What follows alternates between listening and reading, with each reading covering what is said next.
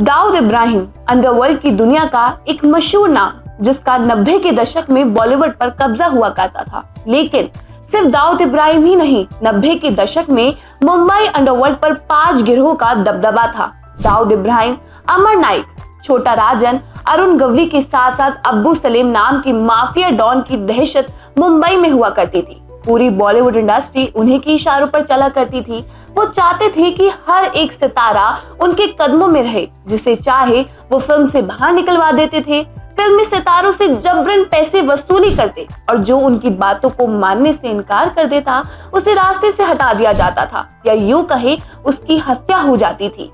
इसी से जुड़ा मैं आज आपको बॉलीवुड के ऐसे सितारे के बारे में बात बताने जा रही हूँ जिन्हें अंडरवर्ल्ड से दुश्मनी मोल लेना काफी भारी पड़ गया था। वो अंडरवर्ल्ड के आगे झुके नहीं तो उनकी हत्या करवा दी गई थी। मैं बात कर रही हूँ 30 सीरीज के मालिक भूषण कुमार के पिता गुलशन कुमार की। जी हाँ, वही गुलशन कुमार जिनकी इंडिया में सबसे बड़ी संगीत कंपनी है super cassette industry limited company. इसी संगीत कंपनी के तहत उन्होंने 30 सीरीज की स्थापना की थी। लेकिन क्या आप जानते हैं कि एक आम शख्स जो अपने पिता के साथ जो शॉप में काम किया करता था वो कैसे इतनी बड़ी कंपनी का मालिक बन गया? अगर नहीं तो आइए आज आपको गुलशन कुमार की जिंदगी से रूबरू करवाते हैं।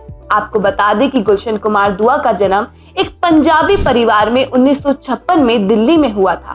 गुलशन ने दिल्ली में देशबंधु कॉलेज से बैचलर्स की डिग्री हासिल की थी और दिल्ली के दरियागंज इलाके में उनके पिता चंद्रभान की एक जूस की दुकान थी, जहां गुलशन उनके साथ काम किया करते थे। लेकिन जूस की दुकान में काम करते करते गुलशन उब से गए थे। ऐसे में एक दिन उनके पिता ने एक और दुकान ली जिसमें वो सस्ती कैसेट्स और गाने रिकॉर्ड कर बेचा किया करते थे। बस यहीं से गुलशन कुमार के करियर ने करवट बदली।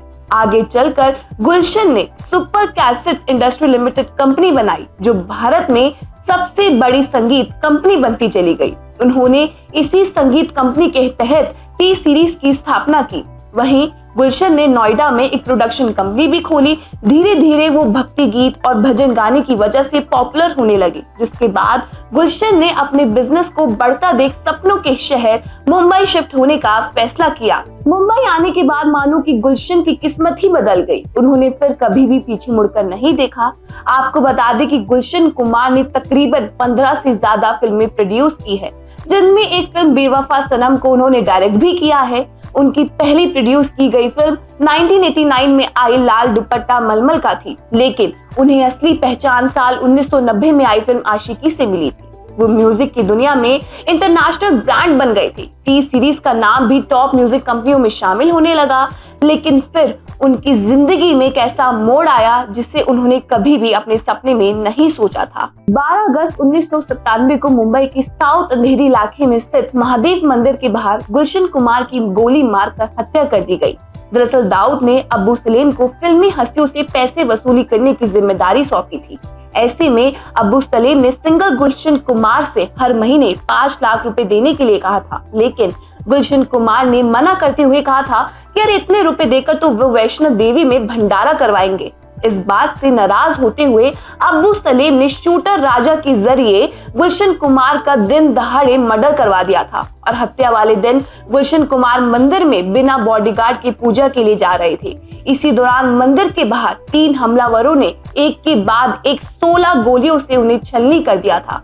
उनकी ड्राइवर ने उन्हें बचाने की कोशिश की तो शूटर्स ने उन्हें भी गोली मार दी। गुलशन कुमार को अस्पताल ले जाया गया, लेकिन रास्ते में ही उनकी मौत हो चुकी थी।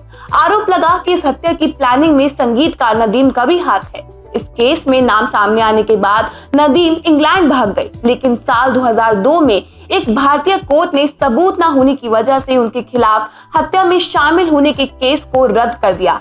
हालांकि उनकी गिरफ्तारी की वारंट को वापस नहीं लिया गया है, जिसके कारण नदीम अभी भी परेशान है। आपका इस पर क्या कहना है? कमेंट सेक्शन में अपनी राय हमें जरूर बताएं।